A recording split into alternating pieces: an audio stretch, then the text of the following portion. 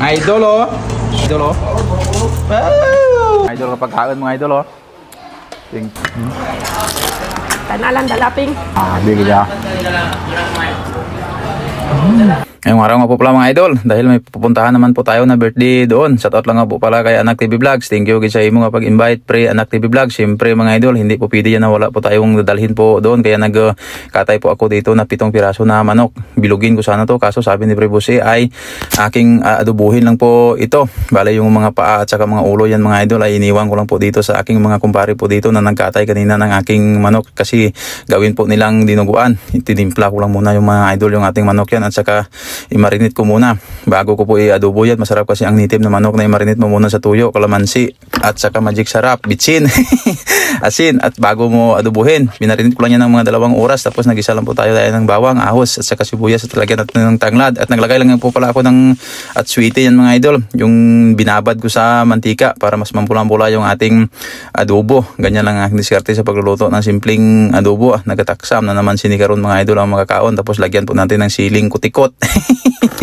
Wala kasi akong siling haba po dito kaya kutikot lang po aking nilagayan. Nagdagdag tayo ng kalamansi, suka na tuba at saka asukal. Nilagyan ko ulit ng tuyo. Nilagyan ko ng tidbits yan mga idol para mas masarap yung ating adobong manok pag may tidbits na pinya. Try yung maglagay ng tidbits mga idol sa adobong manok kung hindi mo didilapan niya kamay mo. Lahat ng mga kukomyo na idol, dilapan mo kung may tidbits kag. At luto na nga po pala yung ating adobo dyan mga idol. Tingnan nyo po mga idol yung ating adobo. Sa amoy na pa lang, ulam na po yan mga idol. Swabe ang pagkaluto at maya nga po pala mga idol ay nakahanda na yung aking mga pamilya po dito. Kasi ihado po ni Pre Boss yung aking bibi pragaak. Ay, nagasaot-saot pa talaga ang ako nga bibi pragaak. At ito naman yung aking partner. Nagapagwapa gida, pailawas na daw, baboy daw. Mo dahil wagit intad kikirinangan imo te daw lulid ka doon. At maya nga po pala mga idol ay alis na nga po pala kami dyan. Bali umalis lang po kami dito ng mga alas 8:30 ng umaga dahil ugto pa man niya pagkaon to. Sa taot lang po pala dito sa mga solid supporters ko kung nakilala nyo ini mga idol, puro nakadilaw yung ganyang mga ulo. Saan kaya sila pupunta?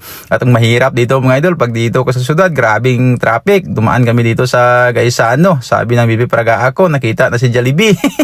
Sabi ko kay Praga, mamaya na tayo mang Jollibee. At nagarating na nga po pala kami dito sa okasyon ni pare ko. At andyan nga po pala si pare. Shout out lang nga po pala dito kay Garbusa, kay Pre Rio Garbusa at saka kay Pre Bus.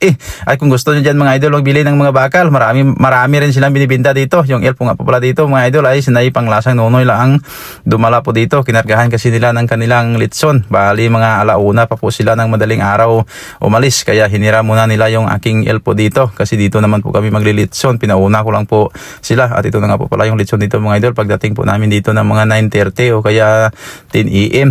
Ang laki ng litson nito mga idol. Sa 91 kilos po yung litson po namin dito. At binayaran lang po ito ng 24,000. Package deal na po ito lahat mga idol. Sa tingin nyo mga idol, lugi ba kayo sa 91 kilos na baboy? Tapos for 24,000 yung aming singil dito. Amin na po lahat.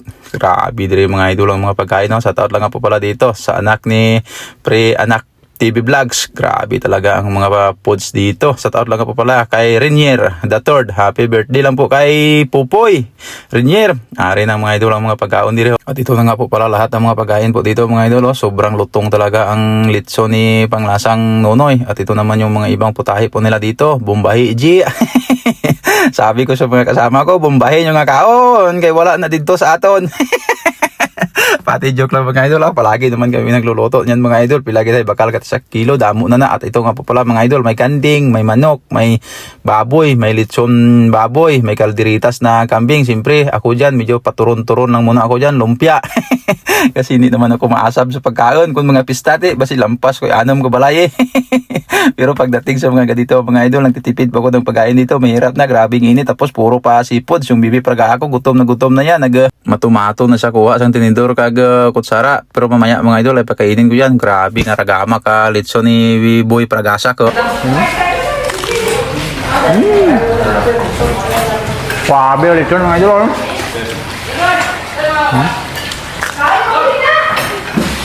Swabe talaga ang ragaak ng aming lechon po dito mga idol. Kaya kung may mga okasyon kamo dyan, i-PM nyo lang ako. Kay katuan ginanamon. Kung wala man kamo dira baboy, kami na po bahala sa baboy nyo para hindi na kamo mag-ayawan ka pinangita. May nugbayad ka lang, ano patay nyo? Kung gusto nyo dyan nga pati ang dinuguan, lutuon, wala gina problema mga idol. Kay package deal na namon luto para hindi na kamo dira magpangabudlay sa inyo nga balay. Kaya ang subong mabudlay daan ang tubig diri sa amon. Bastante diri ang tubig mga idol. Wala diri ginabakal ang tubig, wala na diri kakausan ang tubig diri sa amon. Habang kumakain ang iban dira mga idol ay nagaparagaak na ang iban dito. Sabi ko sa kanila mamaya na ako kain. Pero maya mga idol ay kumain ako. Kasama ko ang aking partner. Bali 4 na piraso lang na pasayan yung kinain ko dyan at saka isang hiwa nga kasaga. Mabudlay daw mga idol kadukon basi bla. Pero isa lang kakasag nakita yo, ang iban dira wala.